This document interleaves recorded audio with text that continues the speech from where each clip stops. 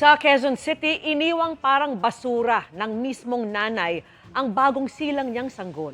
Nakatutok si Von Aquino, exclusive. Bit-bit pa noong una ng babaeng ito ang isang sanggol nang makunan siya ng CCTV madaling araw ng February 1 sa Barangay Santo Cristo sa Quezon City. Pero maya-maya, iniwanan niya ang sanggol sa madilim na bahagi ng kalsada.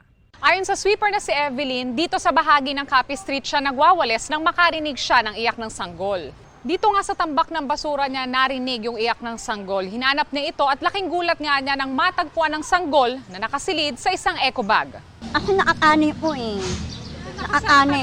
Oo. Kasi yung pinagpagmanan ng nanay niya, panting yata o kaya short, nakaganon po sa mukha. Ang sanggol agad dinala ng sweeper sa barangay para masuri ng Health Emergency Response Team sa kanila dinala sa ospital. Kalaunan, natunto ng barangay at mga tauhan ng Police Station 15 sa pamamagitan ng mga CCTV ang babaeng nag-iwan sa sanggol na mismong nanay pala. Natuntun namin kung saan yung pupunta yung nanay. Tsaka may mga dugo-dugo sa kalsada.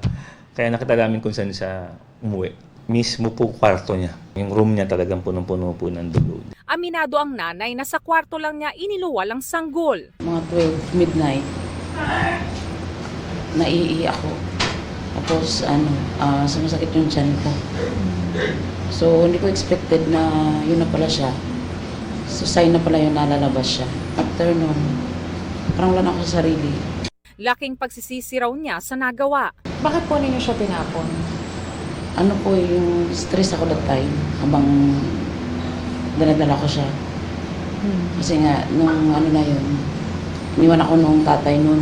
Na-confine siya ng ilang araw sa ospital bago isinailalim sa kustodiya ng QCPD Station 15. Nahaharap ang ina ng sanggol sa mga kasong paglabag sa Special Protection of Children Against Abuse, Exploitation and Discrimination Act at abandoning a minor. Si baby nasa QCGH po.